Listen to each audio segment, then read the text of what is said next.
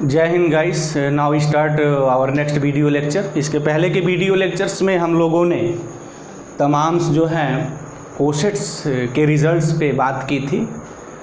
अब उस कड़ी को हम आगे बढ़ाते हैं। एक बड़ा इम्पॉर्टेंट थ्योरम है, उसको हम लोग प्रूफ करेंगे। तो इसके पहले कोसेट्स पे जो कुछ रिज़ल्ट्स बचे हैं जिसका मेरा यहाँ यूज होने वाला है, थोड़ा उस बात को मैं यहाँ प्रूफ कर देना चाह रहा हूँ कि वो रिज़ल्ट भी लिसनर्स के दिमाग में बना रहे, क्योंकि वो भी बड़े इंपॉर्टेंट रोल प्ले करते हैं। तो now let us start here. एक बड़ा इम्पॉर्टेंट थ्योरम है जिसको हम रिज़ल्ट कहें कि there always exist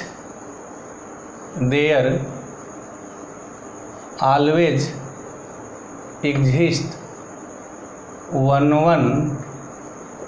and onto mapping between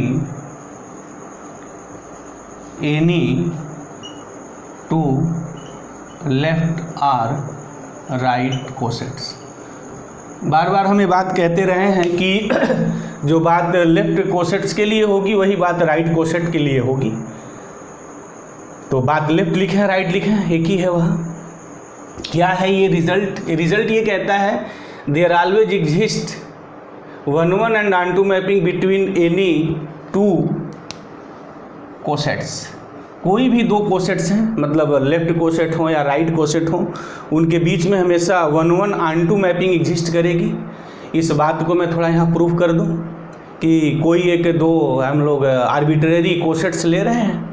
अब दिखाते हैं कि जो एक मैपिंग डिफाइंड होगी उसमें वन ऑनटू मैपिंग होगी। तो now let us start here. चलते हैं। क्या हम लोगों के पास है दो कोई कोसेट्स हैं, तो लेट कर लें। Let AH। अच्छा, मैं पूरा वो कायदे से नहीं लिखने वाला हूँ, क्यों नहीं। लेट AH भी ये सब ग्रुप ऑफ है, ग्रुप G हैन सेन फलाना ढेकामा, कोई ज़रूरत नहीं है, क्योंकि वो सब सारी बातें काफ़ी मेरे लेक्चर्स में हो चुकी हैं। तो हम स्ट्रेट फॉरवर्ड आ जाते हैं। Let AH and BH are two cosets. तो कौन कोसेट्स हैं? लेफ्ट है तो left cosets of AH in G। ये बात हो गई। यानी कोई दो लेफ्ट कोसेट है, इसकी meaning these are the difference. ये दोनों डिफरेंस हैं, एक ही है नहीं। डिफाइन, एक मैपिंग मैं डिफाइन कर रहा हूँ यहाँ। F ऑफ कैसे डिफाइन करना है? F सच दैट AH एक लेफ्ट कोसेट है, दूसरा एक लेफ्ट कोसेट मेरा BH है। अब इनके बीच में एक मैं ऐसी मैपिंग डिफाइन करूंगा कि वन ऑनटू होगा। तो बात मेरी हो जाएगी कि किन्हीं दो लेफ्ट कोसेटों के बीच में वन ऑनटू मैपिंग डिफाइन की जा सकती है। There always exist. तो मैपिंग कैसे डिफाइन करते हैं, उसका रूल क्या है मैं बता दूं यहाँ। F ऑफ क्या करते हैं, एनी एलिमेंट ऑफ AH लिखेंगे, मतलब जो भी हो। एक रूल है थोड़ा डिफाइन करने का मैपिंग, तो मैं यहाँ लिख दूँ। अगर कोई भी function F of X such that to I है। अब मुझे फंक्शंस अगर डिफाइंड करना है तो फंक्शंस कैसे डिफाइंड करते हैं? F ऑफ क्या लेते हैं, any element general element of X which map to the any general element of this. तो this is the proper way to define the mapping. But mapping define करना अलग अलग सेट पे अलग अलग बातें डिपेंड करती हैं। तो ये मेरा कोसेट्स है, लेफ्ट कोसेट है, और सबको पता है कि लेफ्ट कोसेट्स में एलिमेंट कैसे होंगे। लेफ्ट कोसेट्स में जो एलिमेंट होंगे मेरे AH होंगे, such that H belongs to H। अच्छा, BH क्या है? BH अगेन एक लेफ्ट कोसेट है, तो इसमें एलिमेंट कैसे होंगे? BH such that H belongs to H, where A and B any two arbitrary elements of the group. तो अब क्या करेंगे, जनरल एलिमेंट ले लें, पिकअप कर लिया। AH is equal to what, जो रिजल्ट क्या मिलना चाहिए, जनरल एलिमेंट ऑफ दिस। तो जनरल एलिमेंट्स ऑफ दिस ये है, और पता है H बिलोंग्स टू H होगा और AB बिलोंग्स G होगा। ये सब बातें अंडरस्टूड है। तो ना, तो अब हम जो मैपिंग डिफाइन यहाँ किए हुए हैं, F of AH is equal to BH। अब मैं ये प्रूफ करूँगा कि ये जो मैपिंग है, this mapping is first well defined, उसके बाद ये वन है एंड ऑनटू है। तो चलते हैं, पहले बात प्रूफ करते हैं कि हमने जो मैपिंग डिफाइंड की है एक्चुअल में मैपिंग है, और उसको क्या कहते हैं मैथमेटिकल लैंग्वेज में, mapping is the what, well defined. तो चलते हैं। Now let us proof this first. तो लेट कर लें AH1 इज इक्वल टू AH2, where H1 H2 be any two different elements of the H। अच्छा AH1 इज इक्वल टू अगर AH2 है तो दिस इम्प्लाइज मैं इसको लिखूंगा A inverse AH1 is equal to A inverse AH2। बात बिल्कुल क्लियर है। This implies A inverse identity होगी, आइडेंटिटी किसी में ऑपरेट किया जाए तो जो ग्रुप की महिमा है ये मेरा H1 ही रहना है और ये मेरा H2 ही रहना है। मीनिंग क्या हो गई कि अगर आपने AH1 इज इक्वल टू AH2 लेफ्ट किया तो H1 is equal to H2 होना है। अगर H1 is equal to H2 है तो B के किसी एलिमेंट को ऑपरेट कर सकते हैं, तो दिस इम्प्लाइज मैं लिख सकता हूँ ग्रुप के किसी एलिमेंट को, तो BH1 is equal to BH2। Common sense है, मैथमेटिक्स की बात है। तो BH1 क्या है, व्हाट, अगर मैं यहाँ इस मैपिंग की यहाँ बात करूँ तो अगर मैं यहाँ f ऑफ AH1 मैं लिखूँ तो डेफिनेटली BH1 आएगा। अगर मैं यहाँ f ऑफ AH2 लिखूँ तो नेचुरल सी बात है f ऑफ AH2 लिखने पे क्या मिलना है, BH2 मिलना है। तो मीनिंग BH1 की जगह मैं क्या लिख सकता हूँ, f of AH1 yes, BH2 की जगह मैं क्या लिख सकता हूँ, f ऑफ AH2। मीनिंग क्या हो गई, अगर हमने AH1 इज इक्वल टू AH2 कंसीडर किया तो f of AH1 is equal to f of AH2 आ गया। अगर इमेजेस हमने सेम लिए तो उनके जो मैपिंग हो रहे हैं ना सारी, अगर एलिमेंट हमने सेम लिया तो उनके जो इमेजेस हो गए वो भी सेम हो गए। तो इस बात को हम लोग क्या कहते हैं, एफ इज, सबको पता है, इसी को हम लोग वेल डिफाइंड कहते हैं। ये मैपिंग मेरी वेल डिफाइंड हो गई, hence this mapping is well defined. अब मैं ये बात यहाँ प्रूफ करने वाला हूँ कि जो मैपिंग वेल डिफाइंड हो गई एफ, वो एफ इज 1-1 होगा। अच्छा, सबको पता है 1-1 प्रूफ करने का मेथड क्या है, थोड़ा यहाँ मैं एक बार डिस्कस कर दूँ लिसनर को।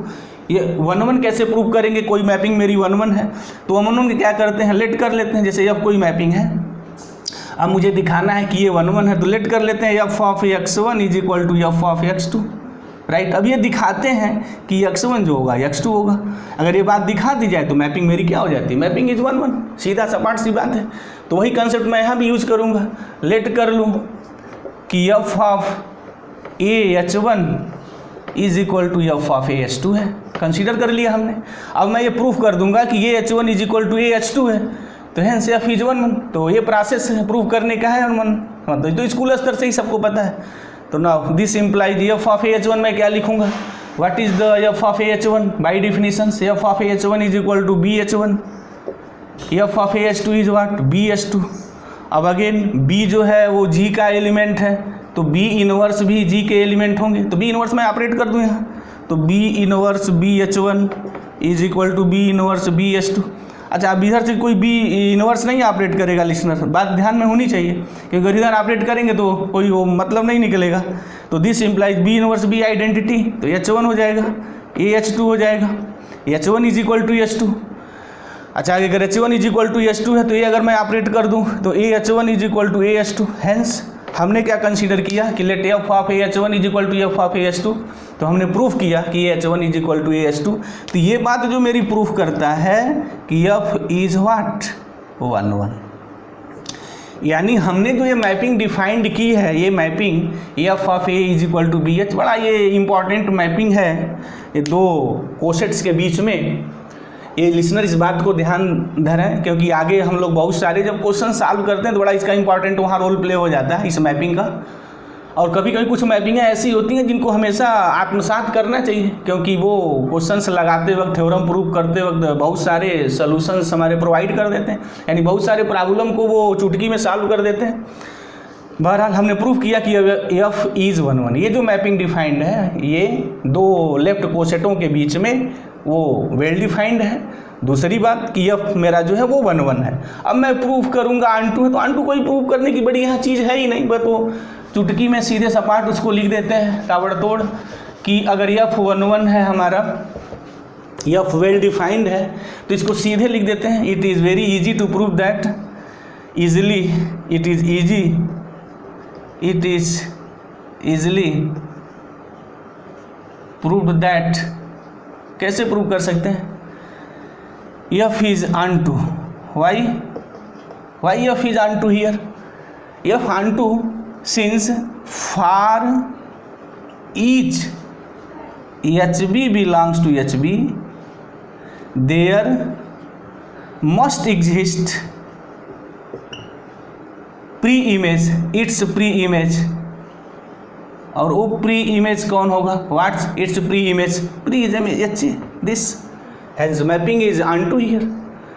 तो ये सीधा सपाट सी बात है कि बट हमने मैपिंग को प्रूव किया, मैपिंग 1-1 है, वेल डिफाइंड है, ऑन टू ही है, क्योंकि ईच एच बी में जितने सारे एलिमेंट होंगे वो उनके करस्पॉन्डिंग एच ए में कोई न कोई एलिमेंट मिलना ही मिलना है। अब इस रिजल्ट से हमारी बात क्या निकल के आती है, मैं उसकी बात मैं अब करने जा रहा हूँ कि ये जो मैपिंग हमारी 1-1 ऑन टू हो जाती है किसी भी दो सेट में, तो क्या उससे रिजल्ट निकलता है। बहरहाल ये तो प्रूफ था मेरा ये, बट इस प्रूफ से हमें क्या मिलेगा, हम क्या सोच रहे हैं, हम किस टूल्स की यहाँ तैयारी करने जा रहे हैं, मैं यहाँ उसका डिस्कस करने जा रहा हूँ कि अगर जनरल हम बात करें, यहाँ रूट्स पे वर्क करें, F such that A to B, ये कोई दो सेट्स हैं हमारा, और इनके बीच अगर एक कोई भी मैपिंग ऐसी डिफाइंड हो जाती है कि this mapping is 1-1 and onto, तो एक रिजल्ट निकल के आता है कि cardinality of A is equal to cardinality of B. This is the very important result. अगर कोई भी ये दो सेट है, कोई भी अगर ये दो सेट है, तो बड़ा ये फेमस मैथमेटिक्स की चीज़ है ये, कि अगर F such that A to B कोई मैपिंग 1-1 ऑन टू हो जाए तो cardinality of A is equal to cardinality of B होगी। ये बातें हमेशा एक दिमाग में रखनी चाहिए। अगर 1-1 ऑन टू मैपिंग अगर एग्जिस्ट नहीं करेगी तो वो कार्डिनलिटी दोनों की सेम नहीं होगी। 1-1 ऑन टू अगर मैपिंग एग्जिस्ट कर गई तो डेफिनेटली दोनों की कार्डिनलिटी मेरी सेम होगी। यानी अगर कोई दो सेट है उनकी कार्डिनलिटी अगर सेम है तो वहाँ एक डेफिनेटली 1-1 ऑन टू मैपिंग जो है डिफाइंड की जा सकती है। तो बहरहाल मैं अब यहाँ इसकी बात देख रहा हूँ, यहाँ मैं इसकी बात करूँगा क्या है इसका, यहाँ इम्पॉर्टेंट मेरा रिजल्ट क्या है उसकी थोड़ी मैं यहाँ बात कर लूँ। AH मेरा कोई लेफ्ट कोसेट था, BH भी मेरा कोई लेफ्ट कोसेट था, और इनके बीच मेरी जो मैपिंग थी वो 1-1 ऑन टू थी। तो इससे एक बड़ा इंपॉर्टेंट रिजल्ट निकल के आया, और लिसनर इस चीज़ को लिखते भी रहे, साथ साथ नोट करें तो और अच्छा रहेगा, कि cardinality of AH is equal to cardinality of BH। This is very important result. यानी ये थ्योरम ये कहता है कि किसी भी दो लेफ्ट कोसेट और दो राइट कोसेट के बीच 1-1 ऑन टू मैपिंग डिफाइंड की जा सकती है। मीनिंग ये होगी कि कोई भी लेफ्ट कोसेट और राइट कोसेट बनते हैं तो उनकी कार्डिनलिटी सेम होती है। ये 1-1 ऑन टू फंक्शंस की ये महिमा है। जिन किन्हीं दो सेटों के बीच में 1-1 ऑन टू फंक्शन डिफाइंड हो गया तो उसकी कार्डिनलिटी सेम हो जाती है। अब दूसरी इंपॉर्टेंट बात मैं यहाँ क्या करने जा रहा हूँ कि हम लोगों ने ये देखा है, सीखा है कि जो H है ये खुद ही एक कोसेट है, खुद ही एक कोसेट है, मतलब कि ये लेफ्ट कोसेट भी है और ये राइट कोसेट भी है। थ्योरम क्या कहता है कि किन्हीं भी दो लेफ्ट कोसेटों के बीच में, किन्हीं भी दो लेफ्ट कोसेट की बात है, वह हमेशा एक 1-1 onto mapping always exist करती है। 1-1 onto cosets they are always, ये बात है यहाँ लिसनर्स को यहाँ ध्यान देना है। ऑलवेज एग्जिस्ट करने का मतलब कोई भी अगर दो लेफ्ट कोसेट हैं तो उनके बीच हमेशा 1-1 ऑन टू मैपिंग होगी। मीनिंग क्या हुई कि कोई भी अगर दो लेफ्ट कोसेट हैं तो उनमें जो नंबर्स ऑफ एलिमेंट्स आएंगे वे सेम आएंगे। अब EH डेफिनेटली एक मेरा लेफ्ट कोसेट है, डेफिनेटली लेफ्ट कोसेट है, AH भी एक लेफ्ट कोसेट है। तो इस थ्योरम से क्या मेरी बात निकल के आई, एक और रिजल्ट क्या निकल के आया, व्हाट इज द इम्पॉर्टेंट, बहुत इंपॉर्टेंट रिजल्ट निकल के सामने आया है कि जो कार्डिनलिटी ऑफ AH होगी वो कार्डिनलिटी ऑफ AH होगी। अच्छा, AH ही नहीं होगी, मैं HA भी लिख सकता हूँ क्योंकि H is itself is left as well as right coset. तो cardinality of H is equal to cardinality of AH। अच्छा, एक बात यहाँ लिसनर बिगिनर जो स्टूडेंट है बड़ा गलती कर देता है कि वो H और AH को इक्वल समझ लेता है। ना, इक्वल नहीं है, इनके numbers of the elements equal होंगे। ये इक्वल कैसे हो जाएंगे भाई, H और AH कैसे इक्वल हो जाएगा? H तो सब ग्रुप है और AH सब ग्रुप हो भी सकता है और नहीं, और AH बताया था हमने, AH सब ग्रुप तभी होगा इफ एंड ओनली इफ की कंडीशंस वहाँ A बिलोंग्स टू H। अगर A H में नहीं बिलोंग करता है, A अगर G में बिलोंग करता है तो कभी भी A सब ग्रुप नहीं बनेगा और H तो सब ग्रुप है। तो मतलब क्या होगा कि कभी ये इसके इक्वल हो ही नहीं सकता है अगर AH में नहीं होगा। तो जब भी लिखें तो कार्डिनलिटी की बात है। कार्डिनलिटी मतलब AH में जो नंबर्स ऑफ द एलिमेंट्स होंगे वही मेरे numbers of the element AH में होंगे। या ये भी बात कहें कि अगर मैं G का कोई भी सब ग्रुप H बना लूँ और उसके जो भी नंबर होंगे, अगर इसकी कार्डिनलिटी M है, अब इसके जितने कोसेट बनेंगे जितने भी कोसेट्स बनेंगे एच के जी में उनकी कार्डिनलिटी हमेशा m ही आएगी। ये रिजल्ट ये भी बात मेरी प्रूफ करता है। अब मेरे पास एक टूल्स हो गए। अब उस टूल्स में क्या क्या चीज़ें आ गई कोसेट्स के लिए, थोड़ा एक बार लिसनर के लिए मैं यहाँ लिख दूँ ताकि वो बात बिल्कुल अब क्लियर हो जाए, जिससे कि मैं यहाँ महान थ्योरम, बहुत बड़े थ्योरम की मैं बात करने जा रहा हूँ, जिसका मैं प्रूफ भी दूंगा, डेफिनेटली मैं प्रूफ दूंगा। इसका बड़े बाकमाल टाइप के ये थ्योरम है। उसके लिए हमने टूल्स क्या तैयार कर लिए कोसेट्स से। कोसेट्स में हमने अभी तक क्या क्या देखा, कोसेट्स में हमने अभी तक ये चीज़ देखी कि अगर हमारे पास जी कोई ग्रुप है, एच इसका कोई सब ग्रुप है, तो जो पहली बात निकल के आई एक रिजल्ट ये कि H is equal to EH is equal to HE। Second जो मेरी बात निकल के आई कि आइदर, इंपॉर्टेंट रिजल्ट क्या आया, हमने प्रूफ भी किया था, either AH is equal to BH होगा। अगर ये बात नहीं हुई तो RAH और BH का जो इंटरसेक्शन होगा वो फाई हो जाएगा। तीसरी एक इम्पॉर्टेंट बात मेरे पास निकल के आई कि कार्डिनलिटी ऑफ जो H है वो कार्डिनलिटी ऑफ AH, राइट। अच्छा, मैं यहाँ आर्डर नहीं लिखूंगा, लिसनर थोड़ा इस बात को ध्यान देंगे। बहुत लोग यहाँ आर्डर लिख देते हैं, क्योंकि आर्डर का सेंस ठीक है, definitely order is the number of the element in that set और इन दैट ग्रुप। लेकिन जब आर्डर ऑफ एलिमेंट की बात करते हैं तो आर्डर मतलब वहाँ नंबर नहीं है, ए पर वो पावर होगा, मिनिमम लिस्ट पॉजिटिव इंटीजर कि जिसकी वैल्यू आइडेंटिटी आएगी। इसलिए हमेशा कार्डिनलिटी का यूज करें लिसनर, वो आर्डर न लिखें, क्योंकि आर्डर जनरली हम ग्रुप के सेंस में यूज करते हैं और कार्डिनलिटी का तो मतलब हमारा है। लेकिन सिंस अगर लिख देते हैं तो कोई बहुत बड़ा फर्क नहीं पड़ेगा, क्योंकि अगर कोई भी सेट ग्रुप बनता है तो उस सेट में जो भी नंबर्स ऑफ द एलिमेंट्स हैं वही मेरी कार्डिनलिटी है, वही मेरा आर्डर है, तो बातें वहाँ एक ही आ जाती है। But in the sense of the element दोनों बातें डिफर हो जाएंगी। एक रिजल्ट ये निकल गए और यहाँ से एक रिजल्ट और मेरा निकल के आता है। वो रिजल्ट क्या है, रिजल्ट ये निकल के आता है, और तमाम हम एग्जाम्पल्स को भी देखें तब भी मेरी ये बात इजीली प्रूफ हो जाती है कि अगर हमारे पास जी कोई फाइनाइट ग्रुप मैं ले लूँ, जी इज़ फाइनाइट ग्रुप। लिसनर इस चीज़ को थोड़ा अटेंशन यहाँ करेंगे। अगर ब्लैक बोर्ड को कोई सीरियसली वॉच कर रहा है तो मुझे उम्मीद है कि जो मैं थ्योरम प्रूफ करने जा रहा हूँ उसके लिए कहीं कोई प्रॉब्लम नहीं होगी, चुटकी में उस चीज़ को प्रूफ कर सकता है। अगर जी कोई फाइनाइट ग्रुप है और एच इसका कोई सब ग्रुप है एंड एच भी एनी सब ग्रुप ऑफ द ग्रुप जी, तो एक बात यहाँ से जो मेरी निकल के आती है, एक रिजल्ट एक और है यहाँ, एक रिजल्ट मैं यहाँ और भी लिख दूँ, वो भी बड़ा जनरली यूज होता है कि जो एच होता है वो एच होता है और वो एच होता है। मीनिंग क्या हुई, अगर एच के एलिमेंट को लेकर अगर मैं कोसेट्स बनाता हूँ तो एच ही आ जाते हैं। मतलब क्या है कि एच के एलिमेंट खुद अपने आप को ऑब्जर्व कर लेता है, वो कोसेट की वैल्यू एच ही आ जाती है।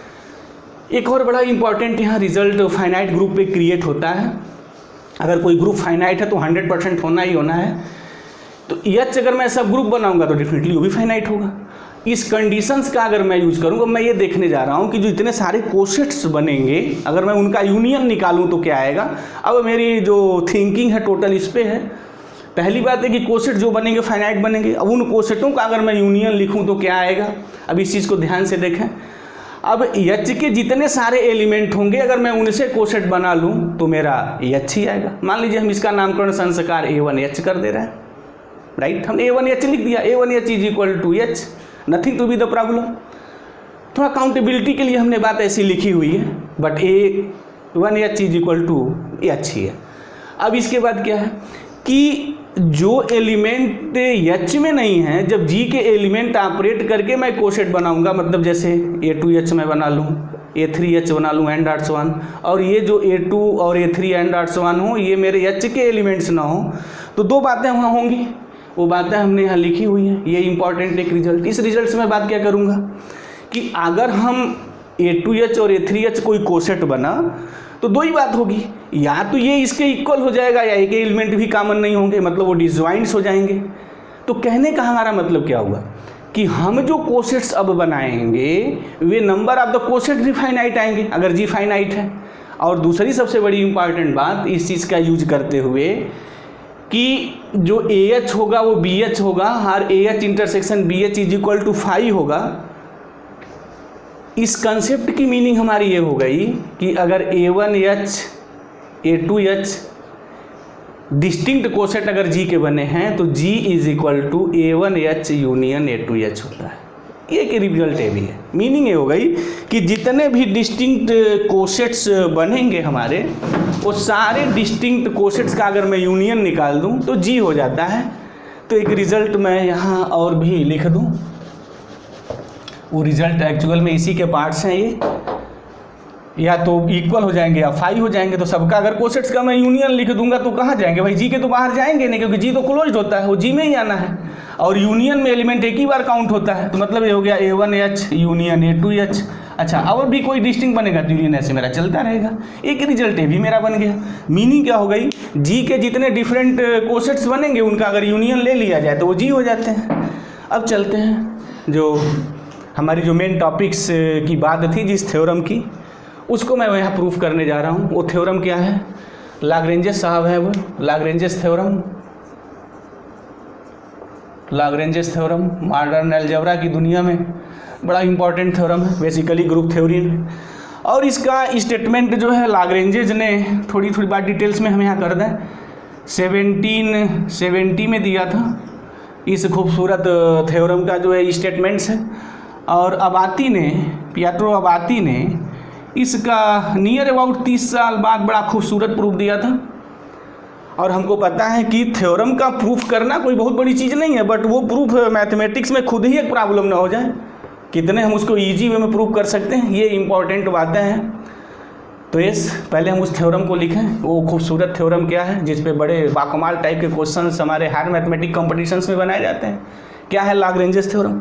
लाग्रेंजेस थ्योरम ये कहता है कि if H be a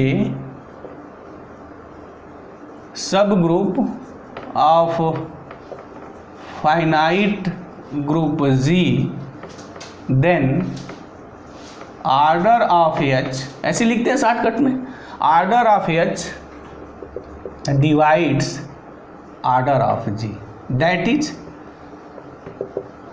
order of H divides order of G. This is the theorem here. देख लें एक बार थ्योरम में क्या क्या इंपॉर्टेंट बातें हैं। पहली बात यहाँ मेरी जो आई है वो फाइनाइट ग्रुप की आई है। ये इंपॉर्टेंट बात आई है कि इनफाइनाइट की बात नहीं आई है। लिसनर यहाँ ध्यान देंगे कि if G be the finite, अगर कोई फाइनाइट ग्रुप है तब जो आर्डर ऑफ एच होगा। अच्छा, आर्डर ऑफ एच क्या होगा? एच क्या सब ग्रुप है तो उसका आर्डर तो फाइनाइट हो जाएगा, क्योंकि जब ग्रुप उसका फादर ही फाइनाइट है तो जो उसके सारे चीज़ निकल के आएगी वो भी तो फाइनाइट होगी। तो मीनिंग आर्डर ऑफ एच भी फाइनाइट होगा। तो अभी क्या कहा गया कि आर्डर ऑफ एच हमेशा जो होगा वो आर्डर ऑफ जी को डिवाइड करेगा। इसका एक मतलब और हुआ कि हम किसी भी ग्रुप जी का ऐसा सब ग्रुप नहीं बना सकते हैं जिसका आर्डर ग्रुप के आर्डर को डिवाइड ना करता हो। नेवर, वो बनेगा ही नहीं। तो चलते हैं, बहरहाल पहले भी इसको प्रूफ करते हैं। अब प्रूफ तो बड़ा चुटकी की चीज़ है। अगर ये सारे रिजल्ट्स हमारे पास हैं तो मैं उनको बड़ा इजी वे में टैकल कर सकता हूँ। Nothing to be the problem here. क्या है आपके पास, पहले वो लिख लें। लेट, शॉर्टकट में लिख दें in the mathematics language, order of G is equal to N and order of H is equal to M. अच्छा, अब जो मंजिल है वो थोड़ा लिख लिया जाए ताकि सबको दिखाई दे मंजिल मेरी क्या है। तो मंजिल कैसे लिखी जाती है मैथमेटिक्स में। और लिसनर ये ध्यान दें, जब भी वो प्रूफ करें, कभी किसी भी यूनिवर्सिटी का जो मैथमेटिक्स के पेपर्स होते हैं वो पूरी इस बातों को पहले वो लिखें, पहले मंजिल लिख लें, उसके बाद उसकी बकिया उधेड़ें। Now we have to show that what M divides N. ये मुझे प्रूफ करना है कि एम जो है इनको डिवाइड कर देगा। अब चलते हैं क्या क्या हमारे पास है। अब इसको प्रूफ कैसे किया जाए, कैसे प्रूफ किया जाए, दिस इज द इम्पॉर्टेंट। अब इसको प्रूफ करने के लिए ही यहाँ हमने टूल्स को डेवलप किया है। जो कोसेट्स की बात है हमारी, उस कोसेट्स को यूज करके अगर हम प्रूफ करते हैं, ऐसा नहीं है कि ये जो मैं प्रूफ यहाँ देने जा रहा हूँ ये प्रूफ ही एक अल्टीमेटली इसका प्रूफ है, बट मैथमेटिक्स में वो प्रूफ काउंट किए जाते हैं जो सबसे इजी होते हैं, जिनको ग्रैप्स करना काफ़ी इजी होता है। तो मैं यहाँ बात अब वो प्रूफ करने जा रहा हूँ। Now we have to prove that here. Proof कैसे करूँगा देखते हैं यहाँ कि जी जो है मेरा कोई फाइनाइट ग्रुप है तो डेफिनेटली इसके जो कोसेट्स बनेंगे, डिस्टिंक्ट कोसेट्स का मतलब यहाँ डिस्टिंक्ट कोसेट है, चाहे राइट हो या लेफ्ट हो, वो भी फाइनाइट बनेंगे। तो मैं यहाँ लेट कर ले रहा हूँ। लेट तो सीधा सपाट में लेट कर सकता हूँ। Let A1H A2H and also1 ARH are distinct left cossets of H in G। ठीक है, S ये जो है डिस्टिंक्ट लेफ्ट कोसेट्स मेरे बने। डिस्टिंक्ट लेफ्ट कोसेट का मतलब जब नाम आ गया तो बिल्कुल बात क्लियर हो जाएगी कि इसमें और इसमें कोई भी एलिमेंट्स कॉमन नहीं होंगे। अच्छा, दूसरी बातें हैं कि इस मतलब कोई भी अगर दो लेफ्ट आप कोसेट लिखेंगे तो उसमें कोई भी एलिमेंट कॉमन नहीं आएंगे बाई दैट कंडीशंस। आपने लेफ्ट डिस्टिंक्ट कोसेट कहा है तो इस कंडीशंस को मेरा वो बात सेटिस्फाई करेगी। अच्छा, अगेन वी नो दैट, यहाँ सीधे अब लिखेंगे we know that what G is equal to कैसे लिखेंगे। मैंने बताया था कि जितने भी लेफ्ट कोसेट और राइट कोसेट बनेंगे अगर उनका यूनियन कर लिया जाए तो वो जी होंगे। तो कितने मेरे लेफ्ट कोसेट हैं? आर लेफ्ट कोसेट्स हैं। अच्छा, अगर आर मेरे लेफ्ट कोसेट्स हैं तो उनकी बात को मैं कैसे लिखूंगा यहाँ? तो जी इज इक्वल टू लिखा सकता है A1H union A2H union and ऑल्सो1 यूनियन ARH, राइट। अच्छा, अब कार्डिनलिटी ऑफ जी की अगर मैं बात करूं, क्योंकि मुझे आर्डर की बात करनी है, आर्डर डिवाइड करता है तो कार्डिनलिटी की बात करनी होगी। तो कार्डिनलिटी ऑफ जी क्या हो जाएगी? Cardinality of A1H union cardinality of U and ऑल्सो1 यूनियन ARH। अच्छा, सबको पता है, बड़ा एक फेमस रिजल्ट होता है कि A यूनियन B की जो कार्डिनलिटी होती है cardinality of A cardinality of B minus cardinality of A intersection B। अगर इसके इंटरसेक्शंस में हाई एलिमेंट है तो दैट इज द जीरो। तो cardinality of A union B क्या होगा? Cardinality of A plus cardinality of B। Meaning क्या हो जाएगी कि अगर उनका इंटरसेक्शन फाई है तो उनके जो सम की कार्डिनलिटी जो होगी उनका सम हो जाएगा। यहाँ वही बात होने जा रही है। A1H में जो एलिमेंट होंगे वो A2H में नहीं होंगे। अच्छा, A2H में जो एलिमेंट होंगे वो A3H में नहीं होंगे, क्योंकि वो डिस्टिंक्ट कोसेट्स की यहाँ बात की गई है ऑलरेडी। डिस्टिंक्ट और डिस्टिंक्ट कोसेट्स के क्या क्या रिजल्ट्स हैं वो सारे मैंने यहाँ मेंशन कर दिया हुआ है, क्या क्या उनकी महिमा हो सकती है। तो कार्डिनलिटी ऑफ जी कितनी है, मतलब आर्डर ऑफ जी कितना है, कितने हैं हमने कंसीडर क्या किया है? Order of G is equal to n, तो दिस मीनिंग इज n। यहाँ क्या हो जाएगा? नंबर ऑफ एलिमेंट्स, अगर इसको लिखा number of elements in A1H plus number of elements in A2H plus and ऑल्सो1 number of elements in ARH। Yes, ये बात हो गई मेरी। अब चलते हैं थोड़ा और देखते हैं। अब तो हम लोग सीधे मंजिल पर आ गए हैं, क्लाइमेक्स आ गया है। क्लाइमेक्स पे हम लोग पहुंच गए हैं, देख लेते हैं, समझ लेते हैं। Number of elements in A1H अभी हमने बात की है कि ये जो कार्डिनलिटी H की है वही कार्डिनलिटी H की होगी। मीनिंग क्या? अगर कोई भी कोसेट्स बना तो उसकी कार्डिनलिटी वही होगी जो कार्डिनलिटी H की है। This is the result here, और हमने अभी इसके पहले काफ़ी बात की भी है। तो A1H में कितने नंबर्स ऑफ द एलिमेंट होंगे उतने होंगे जो H में है। A2H में कितने नंबर्स ऑफ द एलिमेंट्स होंगे उतने होंगे जो H में है। और H में एलिमेंट्स कितने हैं मेरे? M है। तो कैसे हम लिख सकते हैं n is equal to what? n is equal to number of elements in A1H मतलब m प्लस A2H में कितने आएंगे जितने H में है। तो H में कितने हैं? m है। m कितने टाइम्स तक भाई? r टाइम्स तक। m को r टाइम्स तक ऐड करना है तो बिल्कुल पता है, तो m r लिखा जाएगा। अच्छा, बाई डिवीजन एल्गोरिथम अगर n और m में ऐसा रिलेशन आ गया एंड n पॉजिटिव इंटीजर्स, क्योंकि जो आर्डर होते हैं तो पॉजिटिव इंटीजर होगा ग्रुप का, तो मीनिंग क्या होगा? इसको लिखा जा सकता है ये स्कूल स्तर से बिल्कुल n is equal to m into R, तो कोई तो डाउट ही नहीं है। m डिवाइड्स n, मीनिंग हो गई m क्या है? Order of h divides order of g। Hence this is your theorem here, this is your theorem. तो मुझे उम्मीद है लिसनर्स को ये सारी बातें क्लियर आ गई होंगी कि लाग्रेंजेस थ्योरम क्या है, उसका प्रूफ क्या। प्रूफ तो बड़ा इजी टैकल हो गया। जब जो रिजल्ट मेरे बन के आए हैं, लिसनर इस चीज़ को यहाँ नोट कर लें, क्योंकि आगे जब मैं क्वेश्चन लगाऊंगा तो इन पे बहुत सारी गेमें होंगी। और लाग्रेंजेस थ्योरम भी बहुत सारे अच्छे अच्छे क्वेश्चन डेवलप किए जाते हैं। तो अब नेक्स्ट वीडियो लेक्चर्स में हम लोग लाग्रेंजेस थ्योरम से क्या क्या रिजल्ट, खूबसूरत और रिजल्ट निकलते हैं, उनकी बखिया उधेड़ेंगे, पोस्टमार्टम करेंगे। तो मुझे उम्मीद है लिसनर ये बात सारी समझ में आ गई होगी। Thank you very much. जय हिंद।